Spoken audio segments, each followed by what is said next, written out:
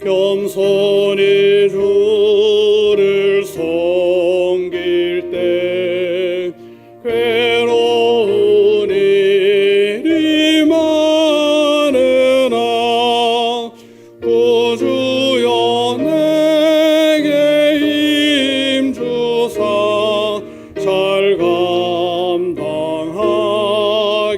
하소서. 인자한 말을 가지고 사람을 감화시키며 갈 길을 잃은 무리를 잘 인도하게 하소서. 구주의 귀한 인내를 깨달아 알게 하시고 굳건한 믿음 주셔서 늘 승리하게 하소서. 장래의 영광 비추사 소망이 되게 하시며 구주와 함께 살면서 참 평강 얻게 하소서.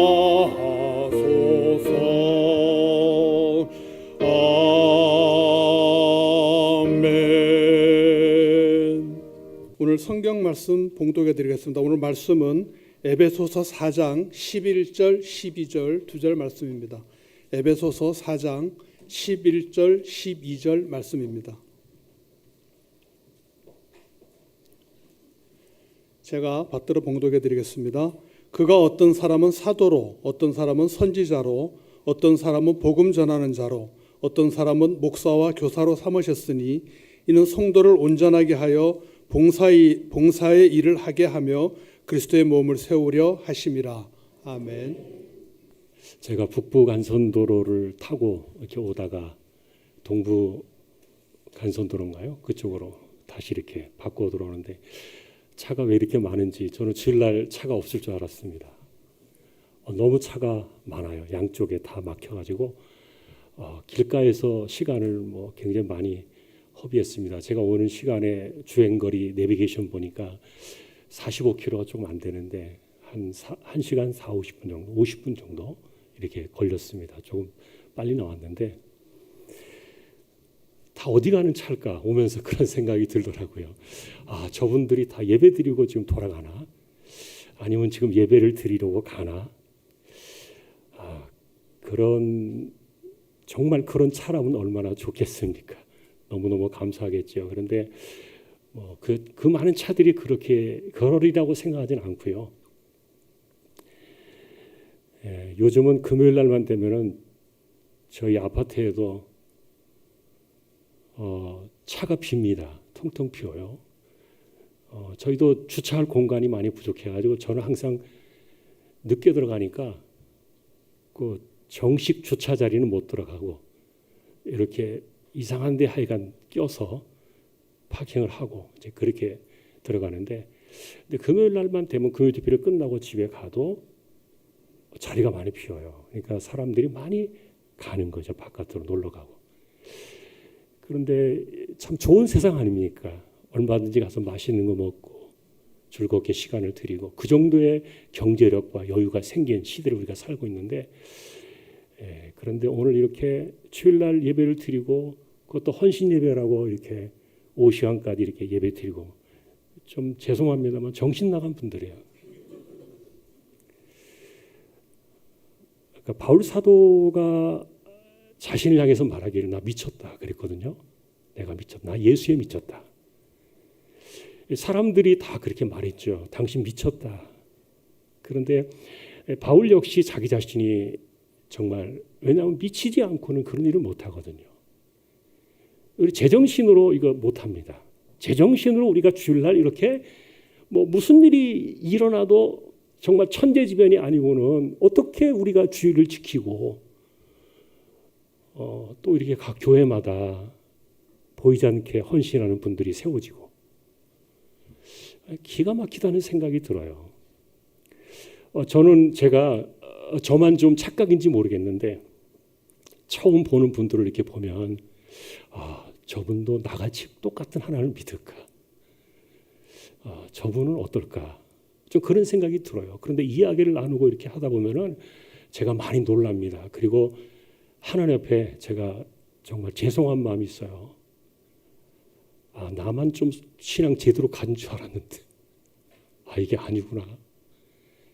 세상에는 정말 올바른 신앙 가지고 올바른 정신을 가지고 올바른 믿음을 지키면서 몸된 교회를 세워나가는 분들이 많구나. 그래서 여기는 면목중앙교회라는 그 이름으로 공동체가 만들어져 있습니다만 어쨌든 우리는 다 같은 주님의 몸된 교회를 섬기는 거고, 또 우리는 교회 주인이 그리스도다 이렇게 말하잖아요. 조금 다른 이야기일지 모르겠는데 제가 그래서 오늘 올라올 때 몇 분 설교할까 그러니까 그냥 신경 쓰지 마시고 하세요 그래요, 양 목사님이. 그래서 제가 좀 편안하게 오늘 말씀을 좀 나누고 싶은 생각이 있습니다. 저희 교회 주변에 저희도 제가 지금 우리 교회가 49년 됐고요. 여기보다는 조금 덜 됐네요. 그리고 제가 2대 목사입니다. 28년째 제가 지금 목회를 위임 목사로 사역을 하고 있고요. 저도 이제 은퇴가 얼마 안 남았는데, 근데 그 주변 지역에가 다 일반 주택 지역에 아파트가 없고 구지대, 구 빌라 촌으로 이렇게 되어 있는 그런 지역인데, 한 인구가 우리 지역에 같은 동에 사는 분들이 한 3만 정도 될까? 그런데 교회가 150개가 넘어요. 굉장히 많아요. 다 건물마다 교회가 있죠. 개척교회입니다. 그런데 그분들 보면 이제 몇 분 안 모여서 예배를 드리고,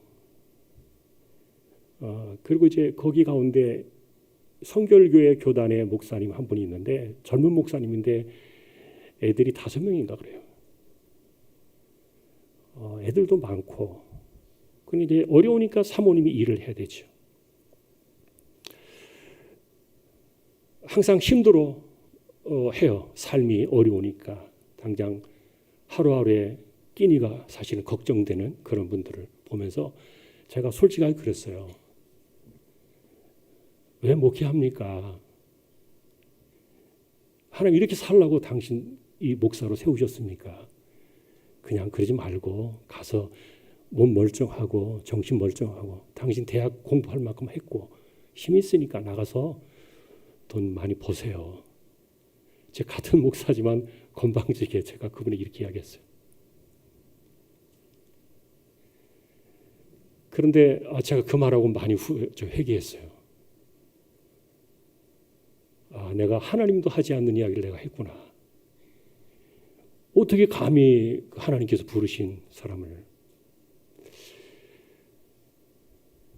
그런데 그런 분들을 보면은 제가 처음에 그랬던 것처럼 제정신이 아니에요.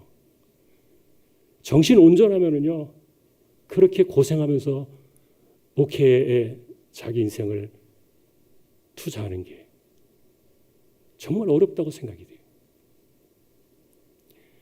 그러니까 이분의 삶은 이렇게 옆에서 보면은 매일같이 그 삶이 그리시네 거예요.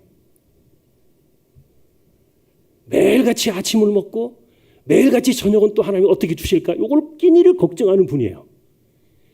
근데 기가 막히게 하여간 살고 계시더라고요. 참 하나님께서 정말 살아계시고 그리고 사람들에게 동일하게 역사하시고 교회를 세우시고 부르시고 이렇게 하는구나. 한편으로 제가 이렇게 말씀을 드린 이유는 여러분들이 너무 귀하다는 거예요. 요즘 같은 세상에 이렇게 믿음을 지키며 살아가는 사람들 정말 드물어요. 보기 힘들어요. 더군다나 이제 이쪽 계신 분들 보니까 이제 제가 얼굴을 보니까 교사들 같아요. 맞죠? 네. 뭐 월급이 나옵니까? 아니면 뭐가 있습니까? 그런데 사실은 제일 먼저 나오는 분들일 거예요. 교사들이 제일 먼저 교회에 나오고 또 애들하고 만나면서 사역을 할 때 그 애들한테 뭐 돈 안 들어가겠습니까? 돈도 들어가고 자기 시간 내고 누가 알아주는 것도 아니고 뭐 주일날 이렇게 쉬고 싶은 마음이나 아니면 또 애들이 요즘 말 잘 듣나요? 안 나온 애들 가끔 전화하면요 그래요. 선생님 나 교회 끊었어요. 요즘 애들 학원 끊는 것처럼 그렇게 이야기해요. 힘든 세상입니다. 그래서 사실 오늘 헌신 예배를 우리가 드리자고 오늘 모여서 예배를 드리는데 헌신을 한 번 더 강조하는 그런 것들을 우리가 일깨워 주자는 건데 그런데 그것보다도 먼저 감사한 마음이 있어요. 뭐 이건 제가 섬기는 교회는 아니지만 똑같은 교회니까 주님의 몸 된 교회니까 너무너무 참 감사하다. 이런 분들이 있으니까 교회가 다음 세대에 희망이 있고 또 미래가 있잖아요. 자, 그래서 더 열심히 하세요.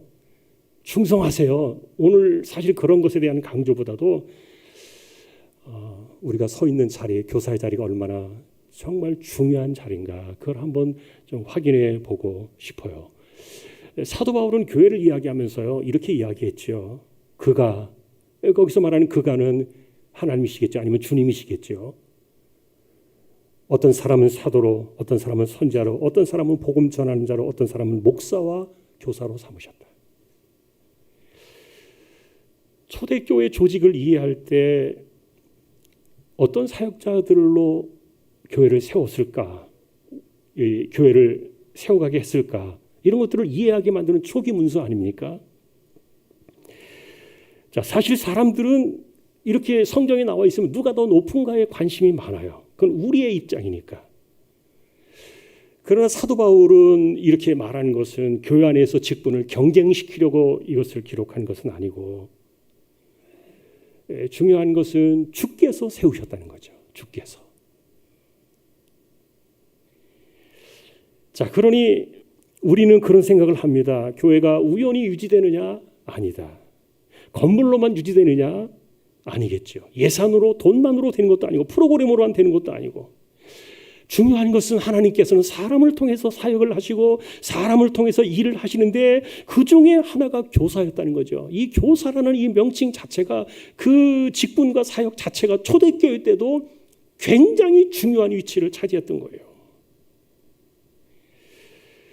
사실 이분들은 목사와 함께 초대교회 안에서 공적으로 말씀 사역을 하던 그런 사역자들이었는데 오늘날 이제 이런 그 주일학교와는 조금 교사의 모양이 달라질 수도 있겠지만 그러나 어쨌든 우리가 교회의 질서 안에서 말씀을 수종들고 다음 세대에게 복음을 가르치는 이런 자리는 절대 작지 않다. 자, 그러니 여러분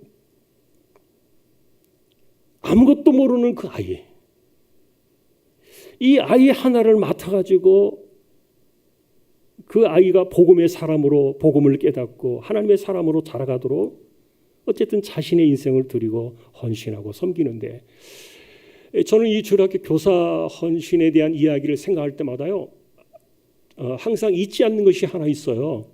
여러분 모세가 그 강물에서 건짐 받아가지고 공주의 양자로 들어갔을 때 그 친어머니가 그 유모로 들어가잖아요.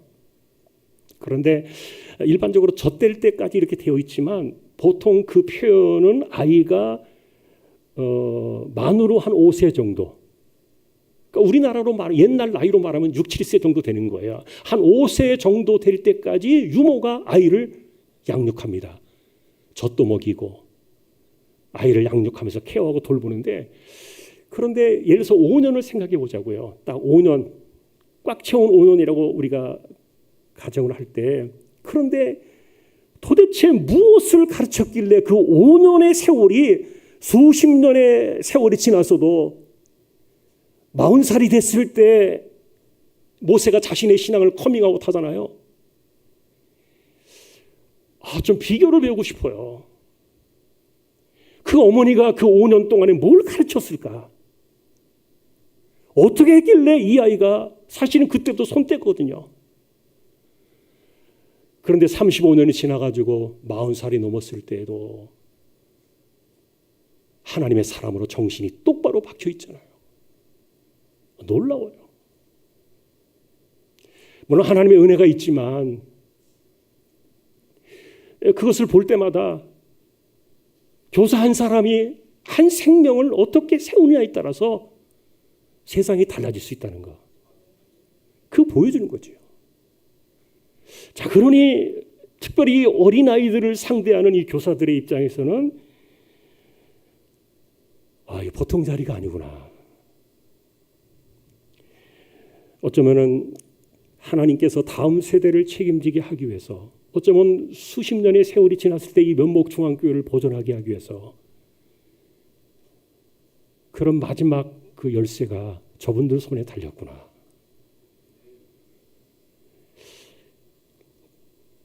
자, 그러니 여러분, 오늘 헌신 예배를 드리면서 교사들에게 감사해야 돼요. 교회가 감사해야 되고요. 모든 분들이 감사해야 돼요.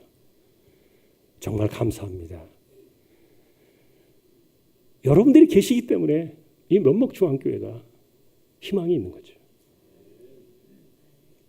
어른들은 그냥 지나갑니다. 근데 그 아이들을 누가 어떻게 세워가지고 훗날 이 교회를 지킬 수 있겠냐고요.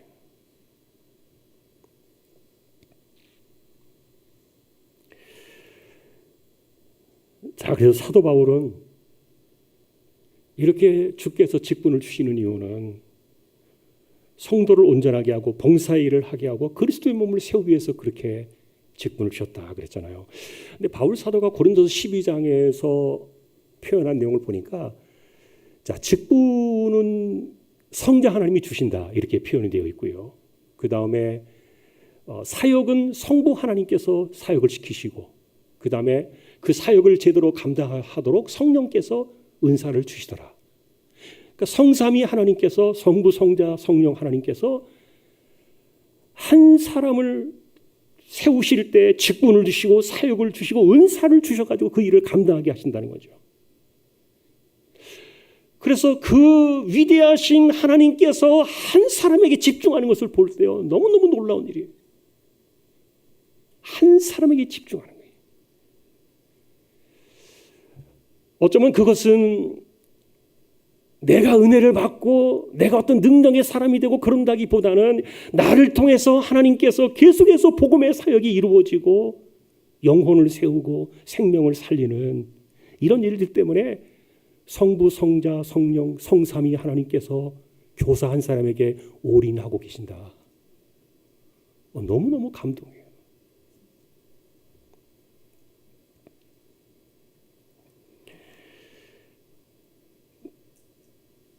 자, 그래서 오늘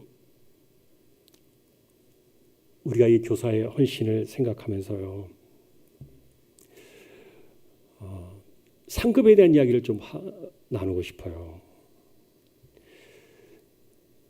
그 수많은 사람들이 우리가 충성할 때 나중에 하나님 앞에서 어떤 상을 받을 것인가. 저는 양 목사님하고 제가 이 상급에 대해서는 이야기를 나눠본 적은 없어요. 우리 같이 지금 개혁주의 설교학회에서 활동을 하고 있습니다. 설교학을 연구하는 사람들이 같이 모여 있는 그런 곳인데, 이 주제를 놓고 이야기해 보지 않았습니다. 저는 상급이라는 개념을요, 조금 다르게 봐요. 과거에 이 상급에 대한 개념, 상급이 없다는 말은 아닙니다. 근데 이 상급에 대한 개념 때문에 충성하는 사람들에게 뭐 면류관을 주고, 또 그렇지 못한 사람들에게는 개털모자를 쓰고, 뭐 어떤 사람에게는 뭐 빌라 같은 거대한 집을, 궁궐 같은 집을 주고, 또 어떤 사람은 초가상가 같은 이런 그런 집에 들어갈 것이다.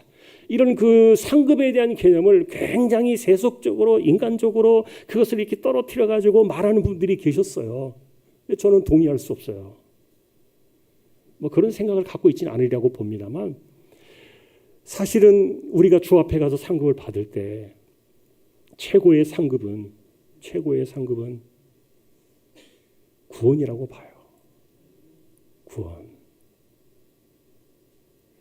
그 하나님의 아들이 이 땅에 오셔서 자신의 생명을 주실 만큼 우리에게 영원한 생명을 주신 것보다 더 큰 상이 있을까? 성경에 아무리 찾아봐도요, 그보다 큰 상은 없다고 생각해요. 그래서 사도 바울도 말합니다. 하나님께서 우리에게 줄 수 있는 가장 마지막 은혜의 카드가 아들이었다.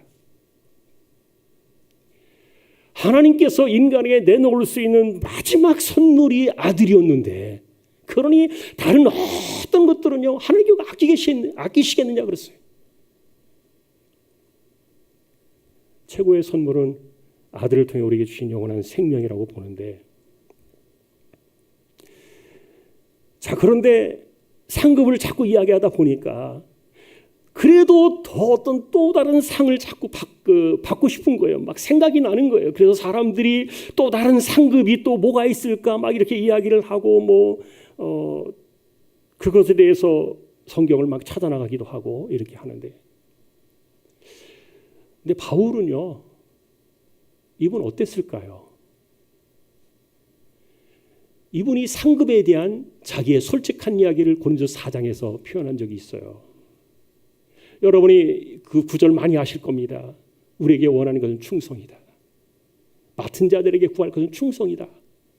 그 고전 4장 1절 여러분 아실 거예요. 충성이다.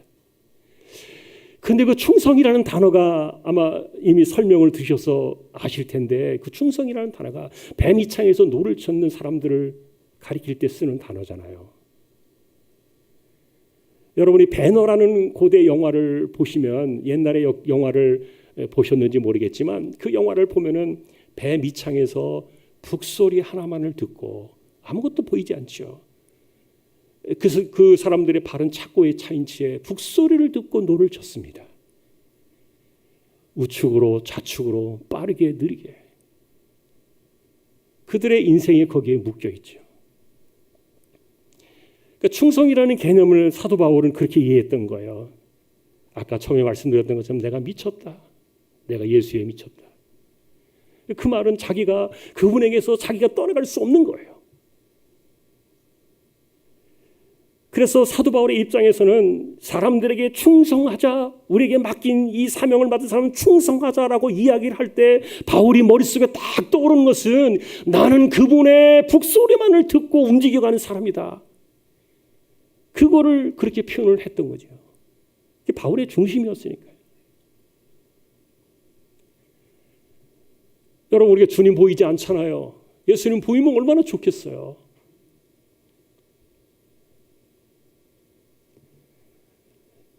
여러분, 복음 시대에는요, 지금 율법 시대가 아니기 때문에 막 뭐 못한다고 막 책망을 하고 야단 맞고 막 이러는 거는요, 별로 우리 신학의 방식이 아니에요. 구약의 방식, 율법의 방식인데, 지금 시대는 복음 시대고, 우리가 할 수 없는 그런 것들을 성령 안에서 다 가능하도록 만들어진 시대를 우리가 살고 있는데, 그런데 사도 바울이 어떻게 하면 이 사람이 보이지 않는 그 주님의 그 북소리에 자신의 인생의 시간을 맞추고 자신의 인생의 모든 것들을 포커스를 맞춰가지고 거기에 자기 인생을 이렇게 만들어갈까? 자, 그러니 신앙이라는 것을 정직하게 돌이켜 보면은요, 이게 제정신 가지고는 절대로 되는 게 아니구나. 신앙이라고는 정말 미쳤구나. 주께서 사람들을 은혜로 붙잡아가지고 막 이것을 하게 하시는데, 이게 멀쩡한 정신 가지고 전혀 될 수 없는 그런 일들인 거죠. 그러니 사도 바울이 이분이 죽을 때 목이 잘려 죽었잖아요. 하나님 앞에 그렇게 생각해요. 하나님, 다른 사람은 몰라도 이분은 그렇게 하면 안 돼요. 하나님, 좀 정신 좀 차려주세요. 하나님, 아무리 하나님이 그러셔도 이런 사람들 하나님 보호해 주셔야 되잖아요. 이런 사람 지키지 않으면 누가 충성을 하겠습니까? 바울 같은 사람 이렇게 죽이면 안 돼요. 죽게 하면 안 돼요. 성경 보면요, 속에서 그런 생각이 들어요.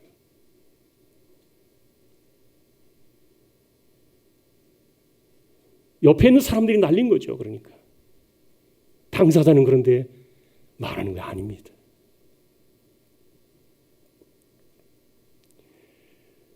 자, 그러면서도 자신에게 마지막 죽음의 그 순간에 디모데후 4장을 쓰면서 자기가 받게 될 그 의의 면류관을 바라보았는데, 근데 이런 이야기를 쓰면서 바울이 이야기했던 상급에 대한 이야기는요,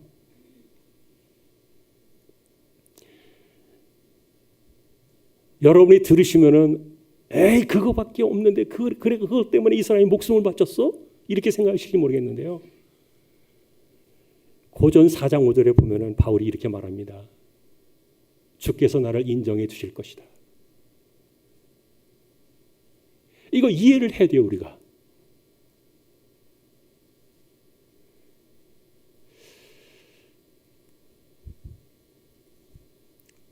여러분, 저는 이제 여러분들 오늘 처음 뵙는 분들이라서 잘 모릅니다만, 여러분들과 함께 생활하는 우리 양 목사님이 예를 들어서 공개적으로 이렇게 계실 때 어떤 장로님 정말 훌륭하십니다. 이분이 계시기 때문에 우리 교회가 존재합니다. 그래서 공개적으로 이렇게 인정을 하고 칭찬했다고 한번 생각해 보세요. 그 감동 아닙니까? 정말 감동이죠.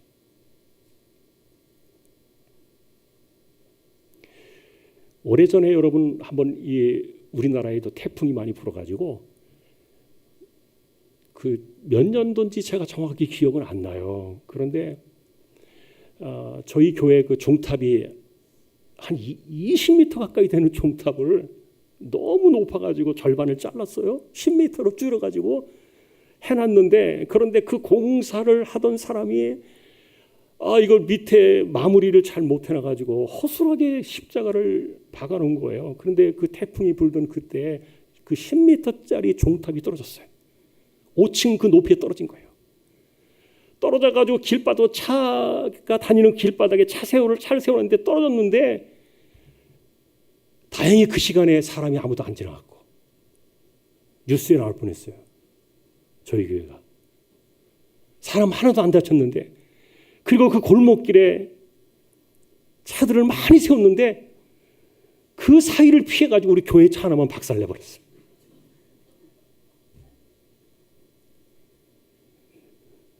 제가 새벽 기도 시간도 아닌데 그게 이렇게 떨어진 시간이 한 새벽 한 3시쯤 넘어섰는데 전화가 왔어요. 정신없이 갔어요, 교회를. 그런데 제가 가서 이렇게 보니까 거기에 누가 먼저 왔는지 아세요? 장로님들이 먼저 와 계시더라고요. 야, 진짜 장로 맞다. 제가 평소에 장로님 아니란 얘기는 아닌데 마음에 감동이 있더라고요.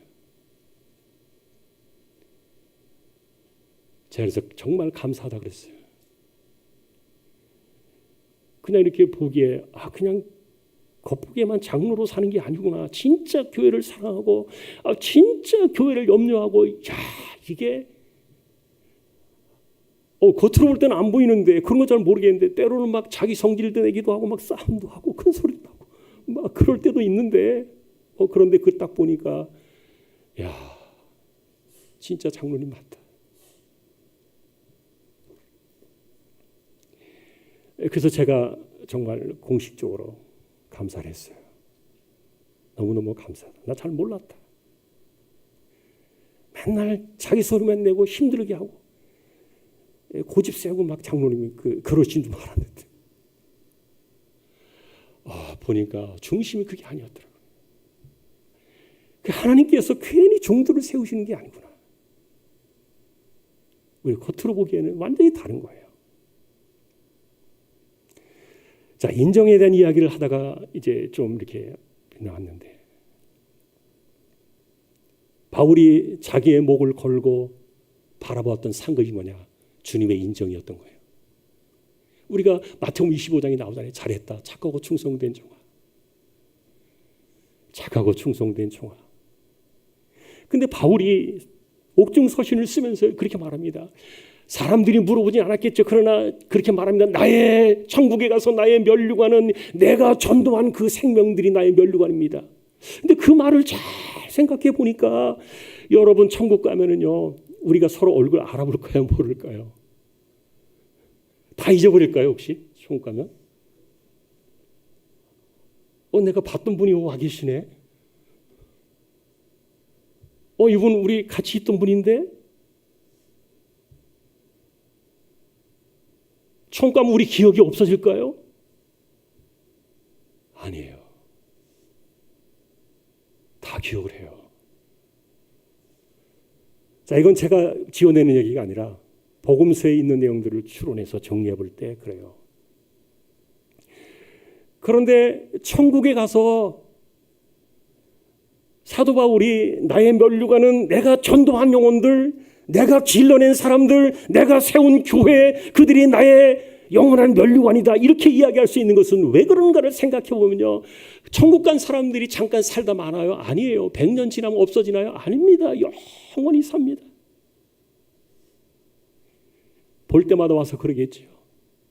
선생님, 내가 선생님이나 전도할 때 내가 예수 믿었습니다. 내가 그때부터 예수 믿고 내가 지금 이렇게 천국에 왔습니다. 이게 한 번 이야기하는 게 아니라 볼 때마다 이야기한다고 생각해 보세요. 야, 이거보다 큰 상이 있을까요? 그런데 주님도 마찬가지예요. 하나님도 마찬가지인 거예요. 볼 때마다 우서가 너 정말 잘했다. 죄송합니다. 우리 목사님한테 제가 성함을 감히 이렇게 불러서.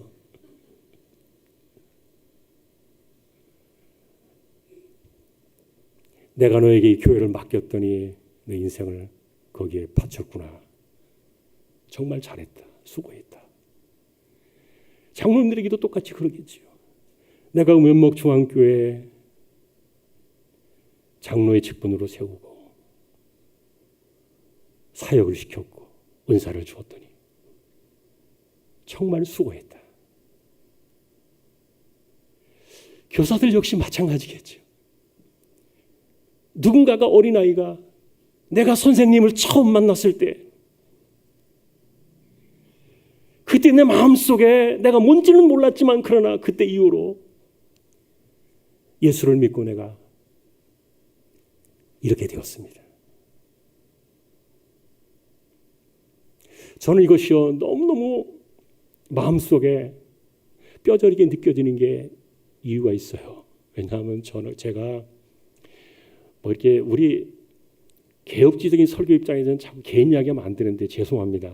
제가 이해를 돕고 도움을 주기 위해서 조금 나누는 건데요.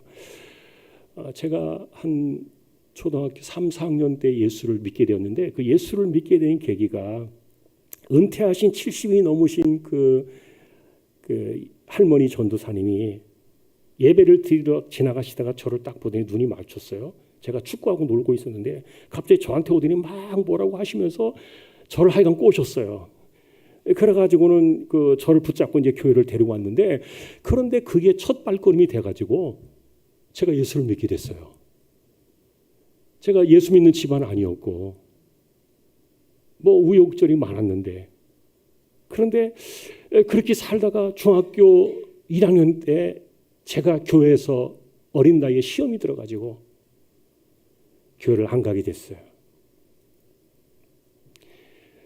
그런데 그 안 간 기간이 6개월이었는데 제가 예수를 믿기 시작해가지고 지금까지 교회를 안 간 그 6개월의 시간은 딱 그때밖에 없는데, 그런데 그 기간 동안에 제 중학교 1학년 때 담임 교사였던 그 집사님 한 분이 매일 저를 찾아와요. 6개월 동안.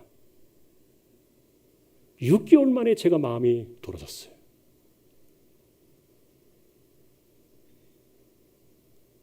그분이 만일에 그렇게 하지 않았다면 오늘 제가 이렇게 예수를 믿는 사람으로 서 있지 못했겠죠. 카이스트, 제가 나중에 컸을 때는 그분이 카이스트로 교수로 가 계시다가 지금 미국에서 계시는데, 최근에 이야기를 들어보니까 뇌졸중이 와가지고 뇌경색인가요? 반신 마비가 왔어요. 미국에 계신다는 것을 최근에 제가 소식을 들었는데, 그런데 그분을 생각할 때마다 자, 사람은 그렇게 가잖아요. 사람은 그렇게 가는데, 그런데 제가 천국 가면 그분 만날 거예요. 지금 떨어져서 얼굴 보지 못하지만 절대 잊을 수 없는 분인데, 제가 잊을 수 없는 주일학교 선생님인데, 저는 그럴 겁니다. 가면은. 제가 6개월 동안 교회를 안 다닐 때, 안 나왔을 때 나를 끝까지 매일같이 찾아온 그 선생님 때문에 내가 목사가 되었습니다. 저 역시 영원히 그 이야기를 할 것 같아요.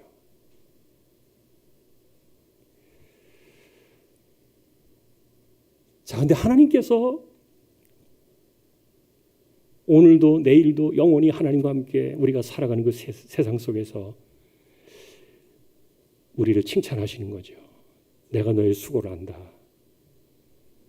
네가 얼마나 고생을 했고, 네가 얼마나 마음을 쏟고 시간을 들이고 인생을 들이고 물질을 바쳐서 그렇게 보이지 않게 아이들을 위해서 자신의 시간과 영혼과 이런 것들을 다 바쳤는데 내가 다 알고 있다. 너무너무 잘했다. 착하고 충성된 종아. 가슴이 터질 것 같아요. 만일에 그런 이야기를 듣는다면, 하나님께서 말씀하실 때. 바울은요, 그 이야기 듣고 싶어서 자신의 목을 내놓은 거예요.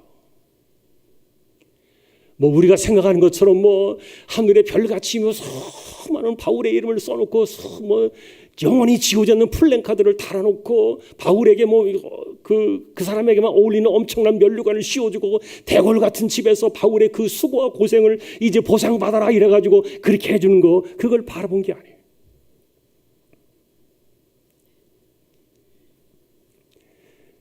자, 하나님의 그 칭찬, 나를 인정해 주신 칭찬, 그거 하나 때문에 바울은 평생을 보이지 않는 그 주님의 북소리에 맞춰 자신의 인생을 드렸던 거예요.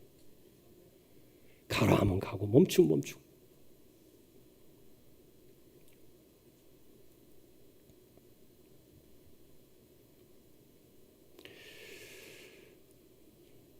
그래서 오늘 우리 교사분들에게 다시 한번요, 뭐 헌신을 제가 어떻게 강요하겠어요?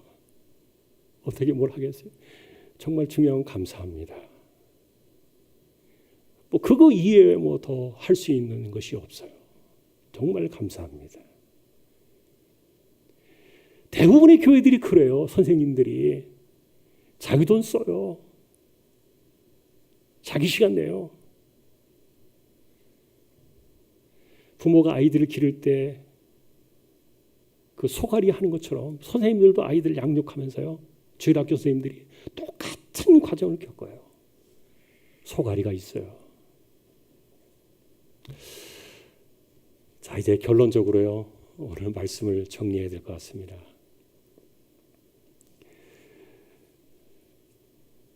자, 나를 세우신 분이 누구냐 하는 겁니다. 그분이다. 바울은 그가 우리를 이렇게 세우셨다 이렇게 말하는데, 근데 그분이 누구냐 하는 거죠. 아까도 말했던 것처럼 성삼위 하나님 여기 다 포함될 수도 있겠는데, 근데 우리가 예를 들어서 좁혀서 이야기한다면 바울이 의도했던 바가 그리스도 독생자 주님이 바로 그분이 우리를 이렇게 세우셨다고 교회의 관점에서 바라볼 때 그렇게 본다면 나의 사역은 나를 세우신 그분께 내가 헌신을 드리는 것이다. 아까 오늘 기도하신 분 저는 누군지는 잘 모르겠습니다만 오늘 기도하는 내용을 보니까 우리가 주님의 소모품이 되게 해달라 이런 기도 처음 들었어요. 야, 어떻게 저런 말을 써요? 정말 신앙의 가르침이 대단하다는 생각이 듭니다. 진짜 우리는 소모품으로 살다 가는 건데 정말 마음에 감사함이 있어요. 어쨌든 그러나 주님께서 우리를 쓰시는 거예요.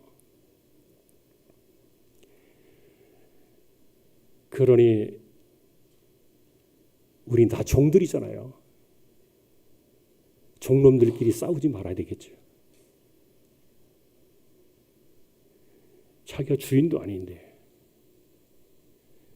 우리가 잘못 생각하는 거죠. 나를 세우신 그분께 헌신을 드리는데 그분이 우리에게 목숨을 주셨잖아요. 생명을 주셨잖아요. 이거 어떻게 더 이상 갚을 수 있겠습니까? 자, 우리는 그 이상을 뛰어넘을 수도 없고요. 죽었다 깨어나도 이것은 안 되고. 그래서 처음으로 다시 돌아가서 우리가 미칠 수밖에 없다. 제정신 가지고는 절대로 이렇게 교회 온전하게 제대로 못 섬깁니다. 직분 제대로 감당하기 어렵습니다. 자꾸만 이런 것들이 내가 나오고 이기적인 그 자기 욕심이 나오고 인간성이 나오고 혈기가 나오고 막 그러면은요. 그게 무슨 주님의 몸된 교회겠어요. 너무너무 힘들잖아요. 그렇게 되면.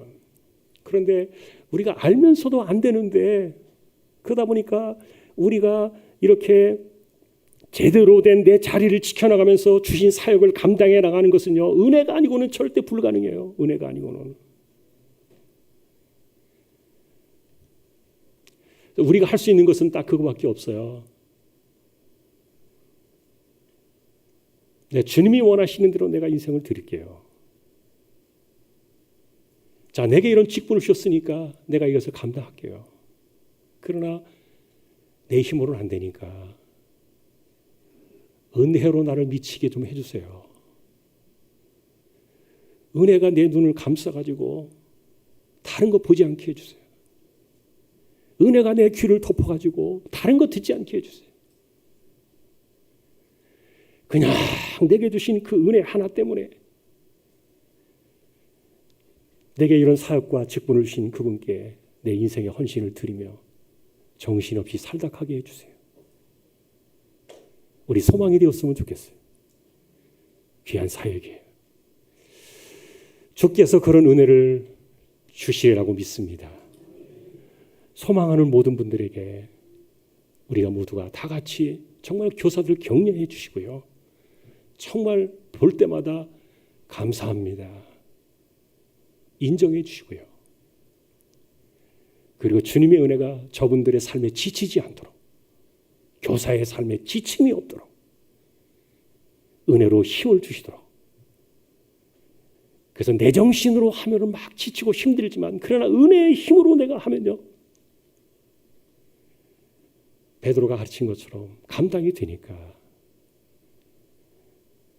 내게 주신 힘으로 그 은혜의 힘으로 이 교사의 삶을 잘 감당하셔서요 올해도 잘 감당하시고 내년에도 그리고 주님 오시는 그날까지 주께서 맡겨주신 이 귀한 사역의 헌신을 주님께 드리면서 살아가는 우리 선생님들 모두가 될 수 있기를 주님의 이름으로 축원합니다.